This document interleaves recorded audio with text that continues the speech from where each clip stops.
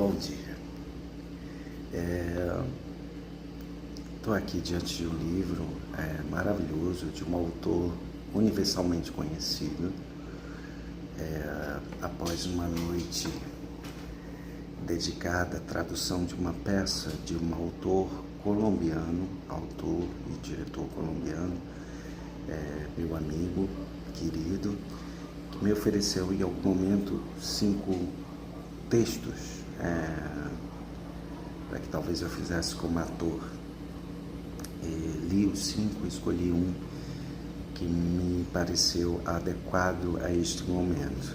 Adquiri os direitos e iniciei a tradução dessa peça, que será produzida por um grande amigo que eu tenho muito apreço. No entanto, estou na parte da pré-produção com ele, traduzindo texto, criando textos para justificativa e objetivos da obra e, quiçá, do próprio programa da peça. E durante essa noite, na tradução do texto original, que será protagonizado por uma grande e extraordinária atriz que aceitou fazer com a gente, e que meu coração recebe de uma maneira muito agradável, por ser uma pessoa muito querida e muito talentosa, e que tenho certeza, vai acrescentar ainda mais valor à obra desse autor. Em um dado momento da peça, ali traduzindo, eu me recordei de um livro que eu li há muito tempo,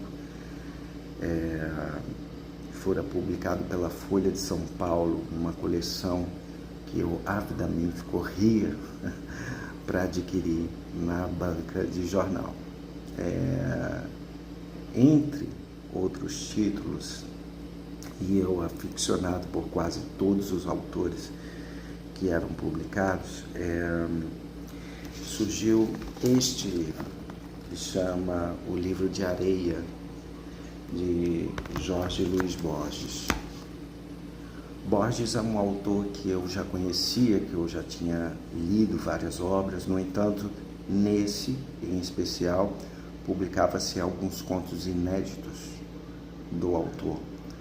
E, obviamente, ávido para conhecê-los, eu li numa tacada só. Um dos contos, todos os contos me chamaram a atenção, mas um deles em especial, porque eu acho que ele faz uma concatenação com esse momento em que a gente vive. There Are More Things, eis o nome do conto, dedicado à memória de Howard Lovecraft.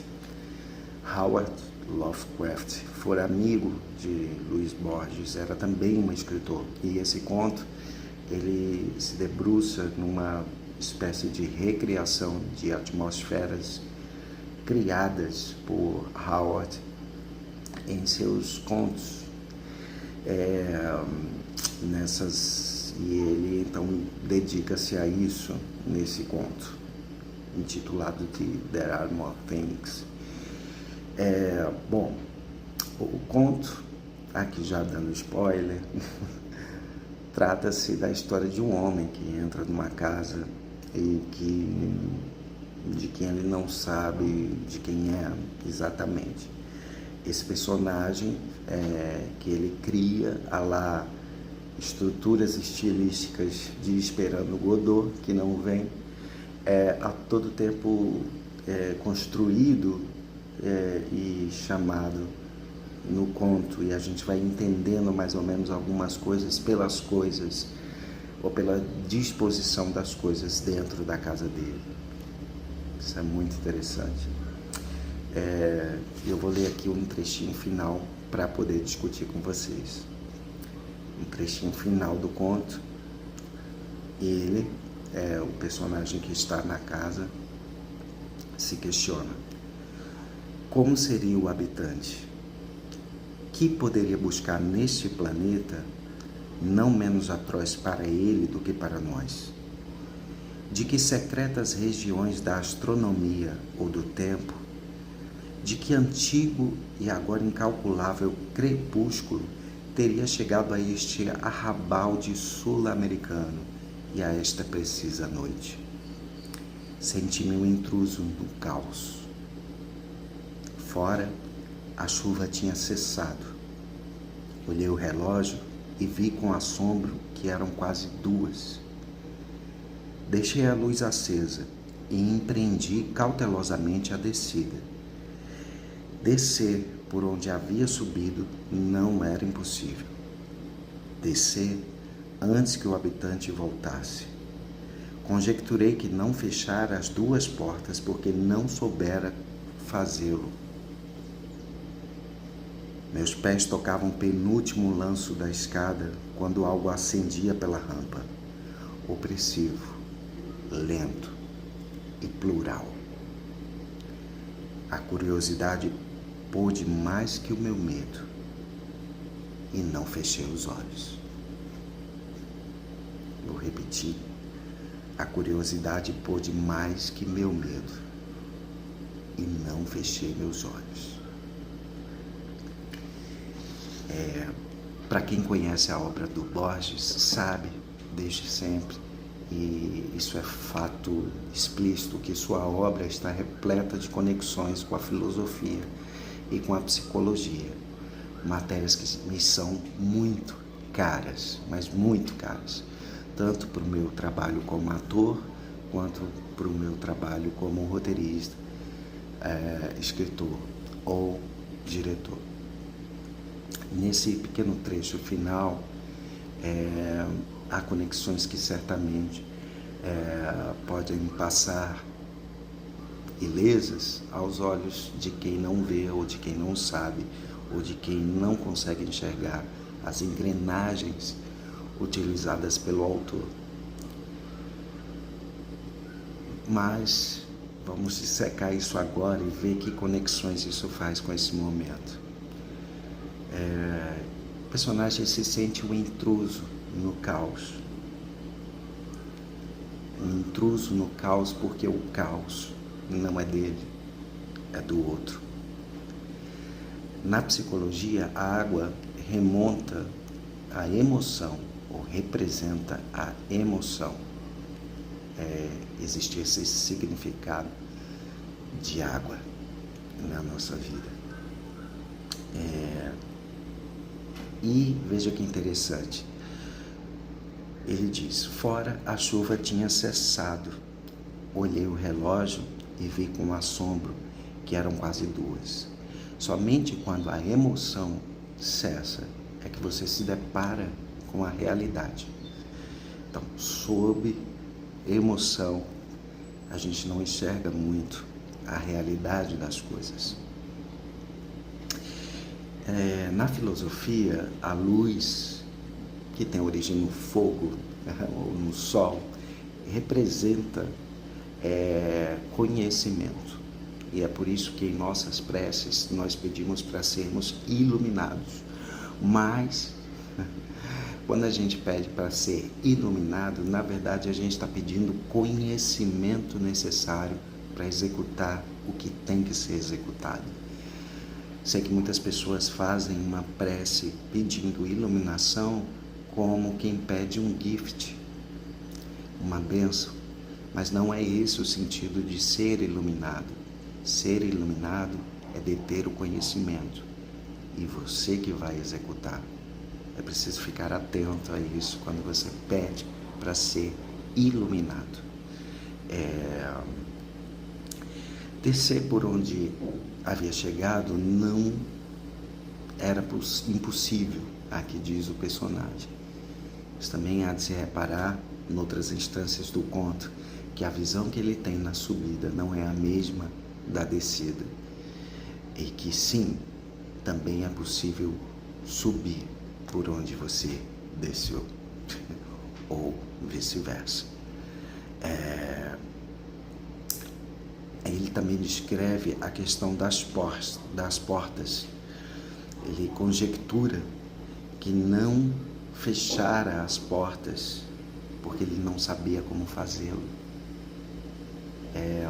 Isso, nesse momento do nosso país, do nosso mundo, é tão importante. A gente precisa saber que portas fechar e que portas abrir nas nossas vidas. Às vezes, a gente abre inocentemente algumas portas que nos gerarão ou nos apresentarão o caos alheio, muitas vezes.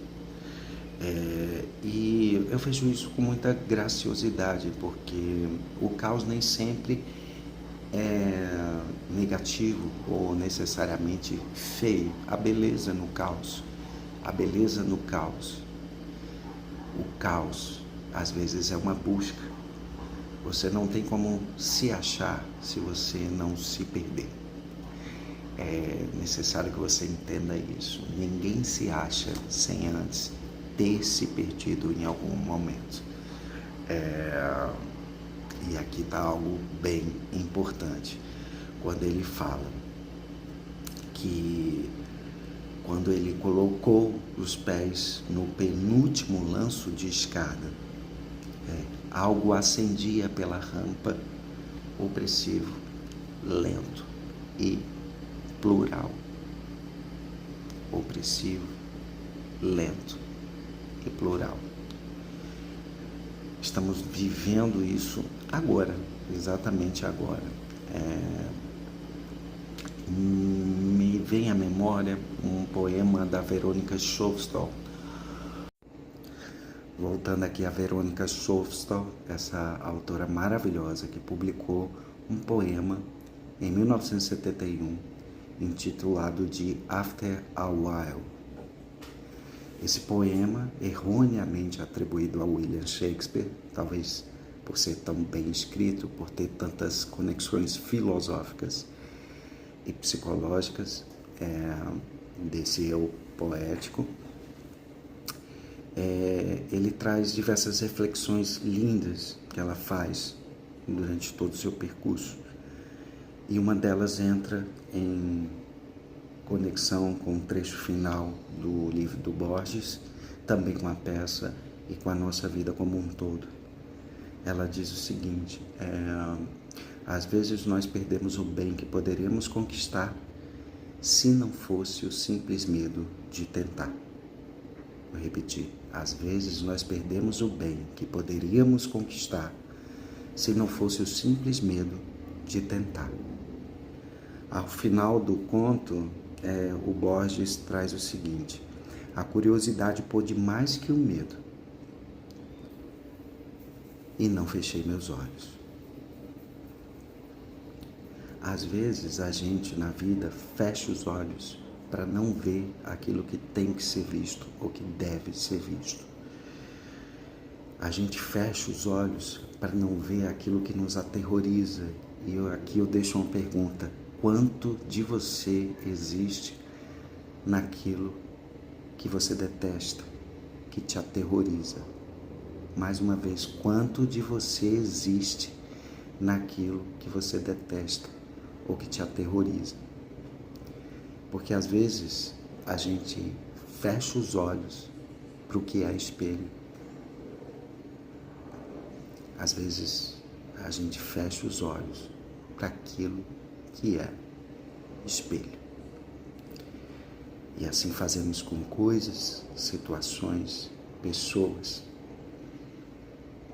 Às vezes a gente fecha os olhos para não ver o quanto que nos falta ou o quanto que da gente tem ali. Mas não podemos perder de vista que somos humanos. Eu sei que nós brasileiros somos apegados a métodos, apegados a fórmulas matemáticas, apegados a instruções, a tudo. E agora existe uma onda aí do ser não emotivo, né? Do ser que não expressa suas emoções. Ora, não tome isso como a fórmula de criação de um ser humano, nos seus escritos ou no seu trabalho como ator, porque o humano é diverso. E assim como há pessoas que conseguem não transparecer suas emoções, há outras cuja emoção está à flor da pele.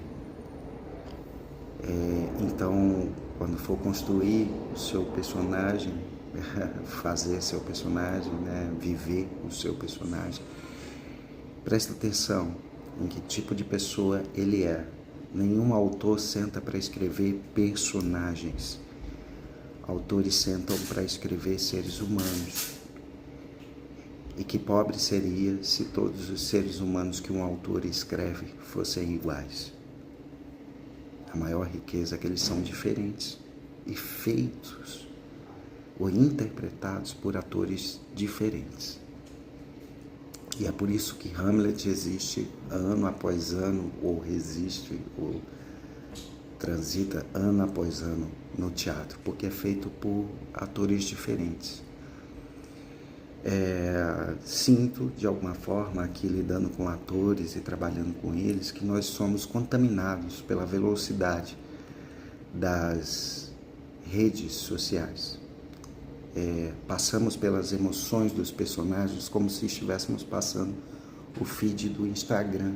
De alguma forma isso, e aí eu concordo com o Bauman, tem conectado o nosso inconsciente para as nossas criações. A palavra que eu mais falo com os meus atores é calma. Tenha calma. Uma coisa de cada vez. E não perca o movimento humano. Audiovisual é feito de áudio e de visual. O teatro também é uma arte que explora o audiovisual. No entanto, às vezes vou assistir algumas peças aberto como espectador, porque ser espectador também é uma arte. Sinto que às vezes não sabemos ser espectadores dos trabalhos dos nossos colegas. Vamos como críticos, vamos como tudo, menos como espectadores. E eu tento estar ali sempre como espectador, mas às vezes eu sinto falta de olhar para aquele ser que está em cena e perceber que ele pensou, que ele teve dúvidas, medos. E isso eu não consigo perceber no texto, apenas no que é falado. Eu consigo perceber nas reações, nos entreatos, nas entrelinhas, que é onde mora o trabalho de um ator. Um ator não trabalha nas linhas, esse é o trabalho do autor. O ator trabalha nas entrelinhas. E para trabalhar nelas, você precisa conhecer tanto o autor quanto as engrenagens que ele usou. Borges não é um autor de linhas, ele é um autor de entrelinhas. E por isso ele é tão importante. Porque aqui há muito mais do que é dito. Há conexões com a filosofia e com a psicologia. Me recordo muito aqui em alguns trechos também daquela passagem de Platão no mito da caverna. Platão cria a atmosfera de uma caverna, e aí todo mundo sabe, né? Esse mito foi muito difundido por José Saramago. E veja que coisa, né? Na filosofia, o fogo representa conhecimento. A luz representa conhecimento. O sol, o fogo, em sua origem lá atrás. Na caverna de Platão, prisioneiros, pessoas acorrentadas, estão de frente a uma parede, onde tudo que conseguem ver são projeções de uma realidade que passa atrás de uma fogueira, ou seja, atrás de um conhecimento. A realidade está ali. De posse do conhecimento, ela é projetada e forma desenhos na parede dessa caverna, que são interpretados pelos prisioneiros como sendo outras figuras que não correspondem à realidade. Então, cuidado com isso na sua vida, principalmente sobre histórias que você ouve, mas que não presenciou. Não fique sendo iluminado por coisas que estão atrás da fogueira do conhecimento. Vá atrás, queira conhecer. Isso é muito importante. Queira saber a real, não feche os olhos para não ver a realidade das coisas. Procure saber, questione, vá na fonte. Isso evitaria um mundo de decepções e de tristezas que temos hoje em dia, como as fake news. A fake news é uma notícia levada adiante, mas você não vai na fonte, você não vai atrás dela, você não vai procurar saber o que realmente aconteceu. E, portanto, você fica com as sombras projetadas por outros na parede. Esse diálogo, essa discussão nós precisamos ter, porque para evitar discursos como os da Lei Rouanet. Vi muitas pessoas reproduzindo coisas sobre a Rouanet que não são verdade. E tudo porque ficaram olhando as sombras que eram projetadas na parede da caverna de Platão. Esse conto do Borges, ele é um conto maravilhoso e pode passar ileso se você não entender as engrenagens. Publico isso aqui porque isso é válido em várias instâncias da nossa vida, para quem é ator e para quem também não é. Para quem é ator, eu lanço a pergunta, que é a seguinte: você vai ficar nas linhas ou vai buscar as engrenagens do autor que você está fazendo? É importante que você perceba as engrenagens. E mais, havendo só linhas, quantas engrenagens você pode colocar? Não há uma receita para fazer seres humanos. São seres humanos. Os personagens só existem através de você. E o modo mais eloquente do trabalho de um ator é esse empréstimo absoluto e integral, que certamente envolve você, parte de você. Então, quando trata um personagem com um distanciamento enorme do ator, eu me questiono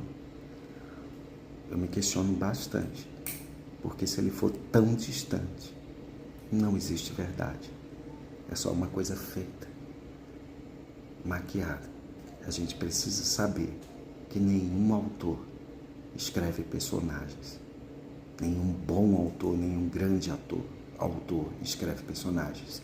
Ele escreve seres humanos que só tem capacidade, só tem a possibilidade de viver através do empréstimo real e total de um ator. Falei demais, mas acho que faz sentido dentro dessa realidade que vivemos, não só no nosso meio, no nosso setor, quanto ao trabalho de um ator, quanto da vida em si. Presta atenção e não feche os olhos para o que tem que ser visto. Um bom dia a todos. Fiquem com Deus.